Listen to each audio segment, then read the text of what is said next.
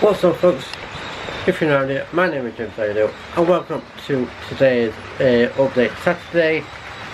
I have a special guest with me today. It is Sean, and this video is only going to be talking about the running day, what will be on the 27th of August this year, 2022, and Sean will be mentioning what is going to be happening, what is the plan, and plus at the end of this video or end of this clip there will be a few clips of what I've done this year. Will be here for the running day, but I'll pass you on to Sean. He can talk to you about what's happening, what's the plan, and go from there. But take away, Sean. Good afternoon, everybody. Thank you very much, James. And it's without James we really wouldn't be able to do this. We'll be having our annual 24-hour model railway marathon, raising money for Children's Hospital, Sheffield. By that we run the trains to a timetable until lunchtime, and then we just mess around for the next 18 hours or so, trying to keep awake. People can come and go when they want to, do what they want to do. We have food on hand, we have meals, we have hot and cold drinks, and you can even have a shower if you get a bit too tired and lay down. So I want as many people to come along as possible. You can donate if you wish to directly to the hospital. Don't bother using the Just Giving website because you have to pay them a fee, so call the hospital up and give directly. It'll be much better to see you in person if you would like to come. Talk to James about that because he most probably knows more of you than I do. So we'll have a look around the railway. James will tell you what is going on, what's happening on the railway, and he'll point out the different parts to you. Before we do that, if you do want to come, get me on my social media or get me through YouTube, or I might put Sean's Facebook page in the description as well. You want your number down as well, or not? Yeah, you can have the number. Yeah. You have my mobile number. Well, I'll put Sean's number down as well in the description down below. And then after the running day, I will be removing that number. It will say unknown, or just erase it from the description, and then we'll go from there. So if you want to come, let us know. Then we can give you the information on how to get here and what you can get involved in, type of thing. But let's have a look on what we have got planned for all this scenic here. The blue cement works will be, shall I say, demolished. Well, all the models are made so they can be taken down, so if we want to maintain the railway, or we just want to use that area as a fiddle yard, the models are just simply removed. For example, they're all completely removable. And then will come down as well. And it's also done for another reason, so if anybody knocks part of the building, they're not going to break it, it just falls off and then we put it back. I'll sort that one out. The big thing about this railway is I want people to feel comfortable using it. That's the fiddle yard, basically where we put all the trains, all carriages, public wagons, locos, DMUs. There might be some diesel units, yeah. HSTs. All rolling stock.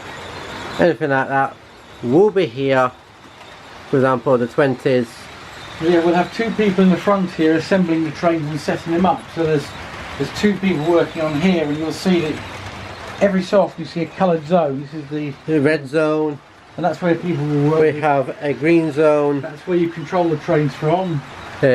On that side of the station, then we have the gold zone here at the other end. That's really for coupling and uncoupling trains when they run around. Perhaps not the most interesting task, so everybody has a go at something. Is that all zones covered? I think so, yes. We've only got 3 zones. And we will be running to a timetable what will be on the computer. So for example, I could stand here where I am now, looking at the screen, watching other people enjoying themselves and just telling them what to do, basically. So we have around wagons, we have around 1,500 wagons, a couple of hundred engines, a couple of hundred coaches, so there's plenty to entertain. and if you are coming, you're welcome to bring your own with you to run as well. But I would point out this is DC only, so if you've got a DCC engine, you'll have to set it to run on DC. You have been warned, guys. So here we've got the tunnel, as you've seen in many of my videos. We don't actually do much with that, just for letting the trains coming out of the tunnel, Monster Bead tunnel, from Nottingham. And going back to ages ago, we used to have another station here. I'll let Sean explain to that for you. Well, we have a station that could be put up there if we wanted, but I really wanted to have some industry on the railway, and the cement works came along, and I thought if we have the cement works here, there's more to look at and more to do, and the station sort of took up too much space, so it's there sometimes if you want it for photographing, but we tend to have this area open a bit more because it looks good.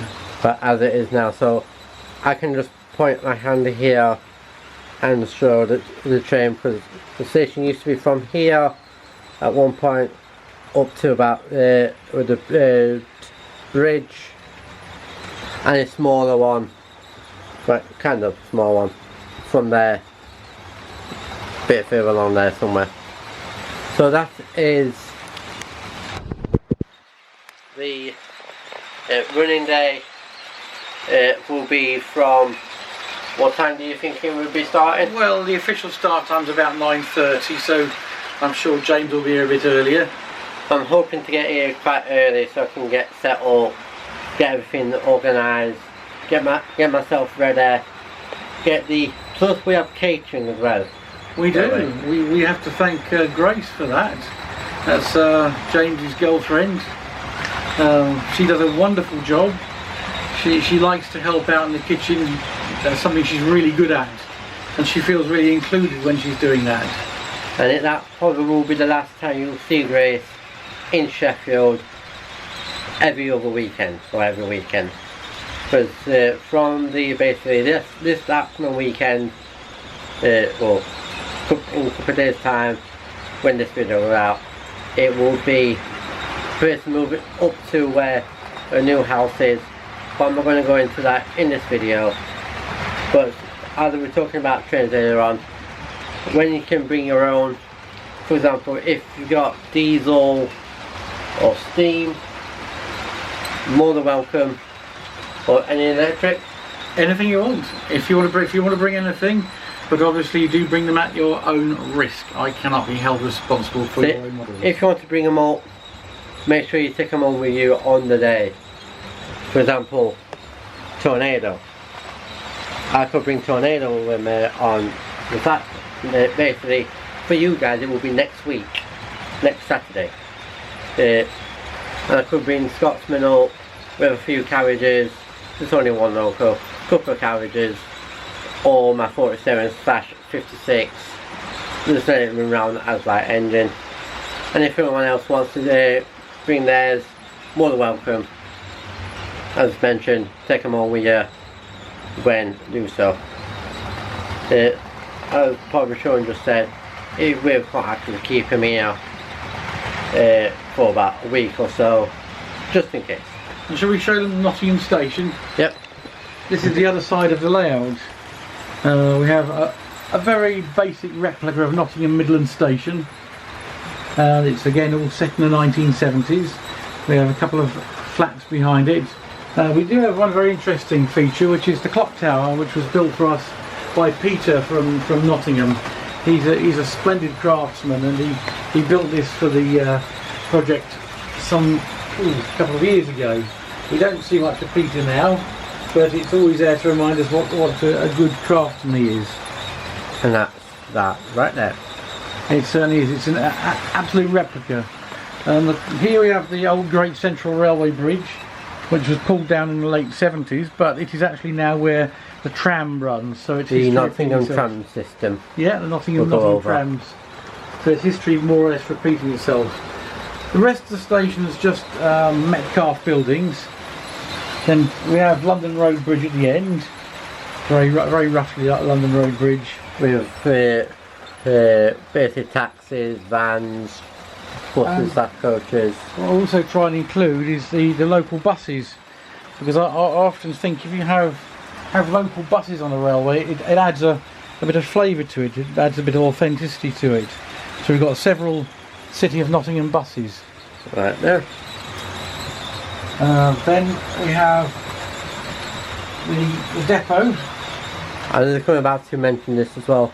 In the earlier videos of what I used to do and pictures, like for example when Sam brung his 56 up, we had it here, and this is where the depot, basically the depot buildings used to be.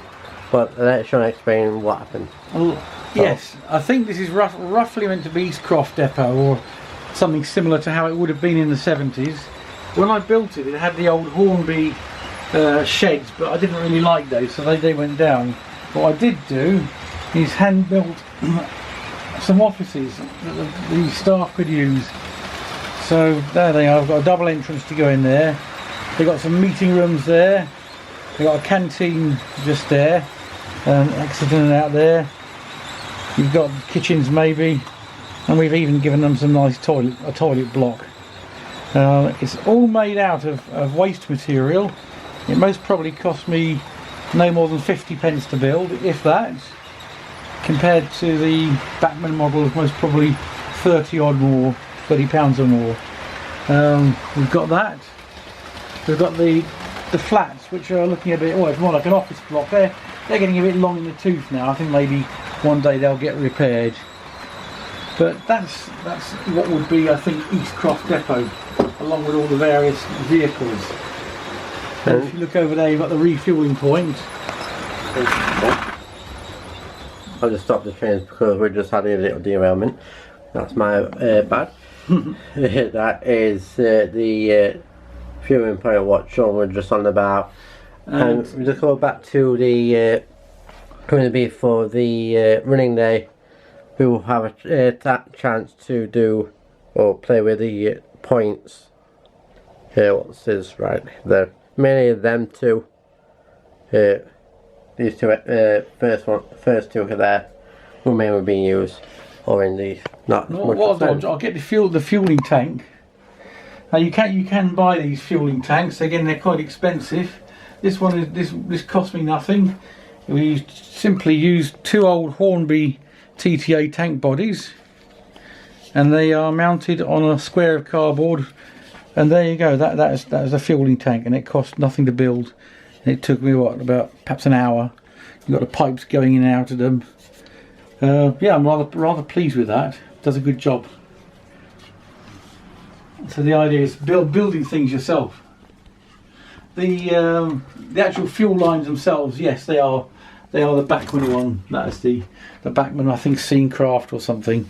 It's the small one you can get, so it's just ideal for what we're doing here.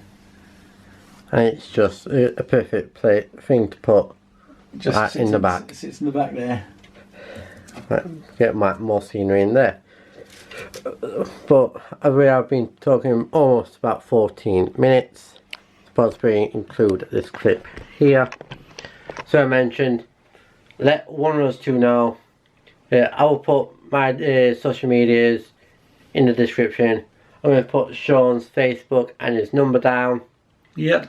So give him a call or message him on Facebook.